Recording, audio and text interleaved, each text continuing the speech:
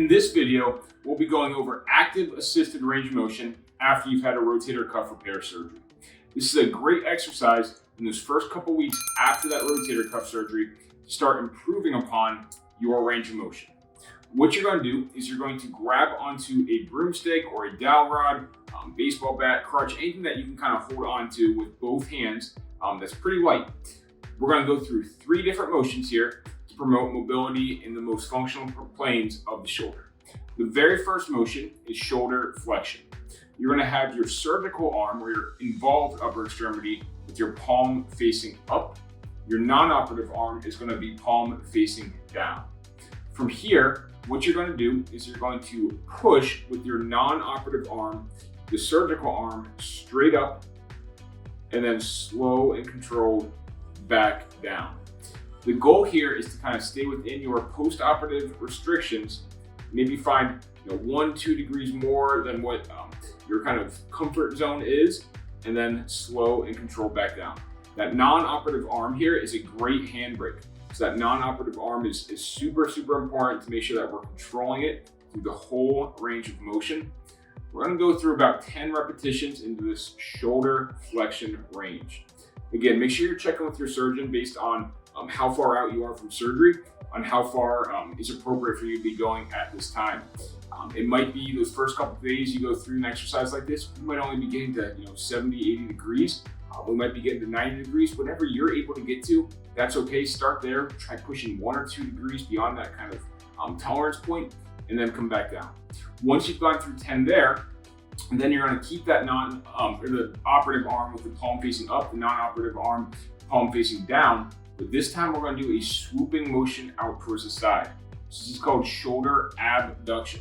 You're taking that non-operative arm and you're pushing straight out just until you get to that tolerance point. Hold for a second, and then that non-operative arm is that handbrake back down. This is called shoulder abduction. It's kind of a swooping motion out towards the side.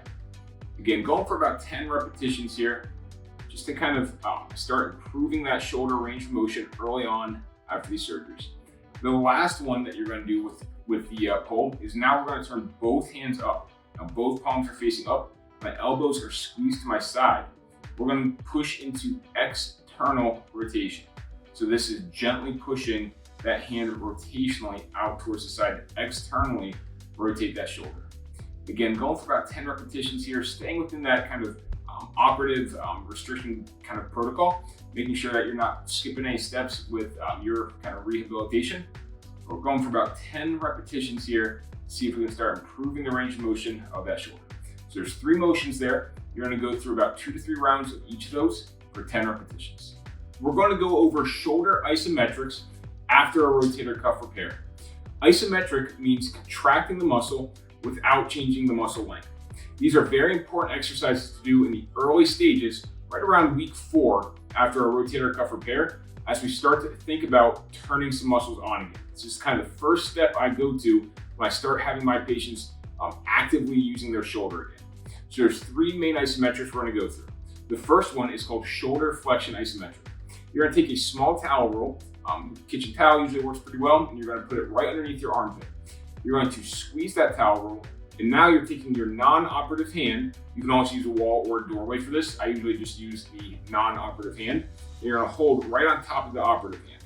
What I'm going to do is I'm gently pushing into that hand. I'm thinking like 10 to 20% effort, so very light effort. Again, remember, you haven't turned these muscles on in about 4 weeks, so these muscles take a little while to kind of get warmed back up. But you're pushing with about 10 to 20% effort. We're holding for 10 to 15 seconds and then relax. Okay?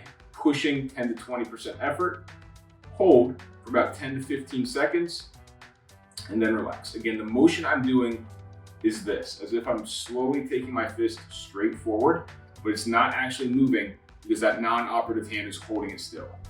The next motion is called external rotation. So the motion that you're going to be doing is this. The non-operative hand is not going to let it move. So I'm taking that non-operative hand, I'm just going to cup around my hand and just gently push straight out like I'm trying to go this direction into that operative hand. So again, I'm going to hold for about 10 to 15 seconds here of about 10 to 20% effort.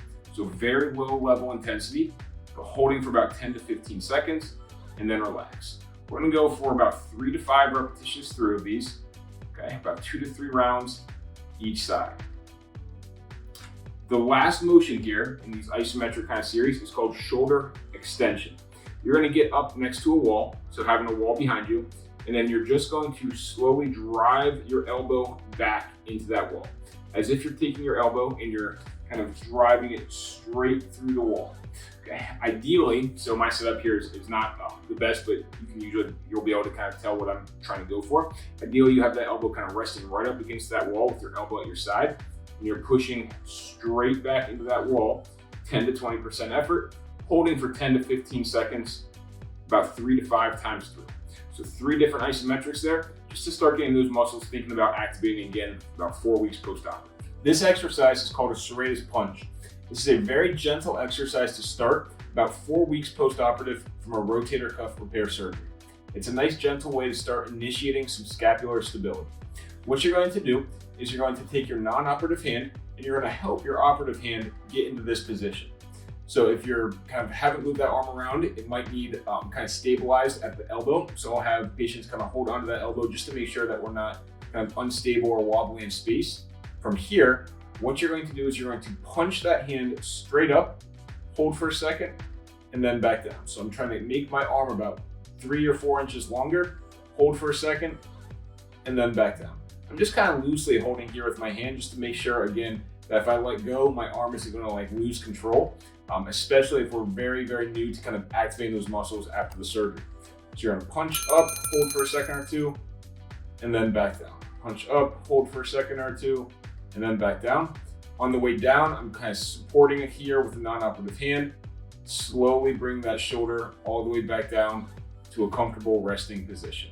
Going for about 10 repetitions, 2 to 3 rounds through the Serratus Punch.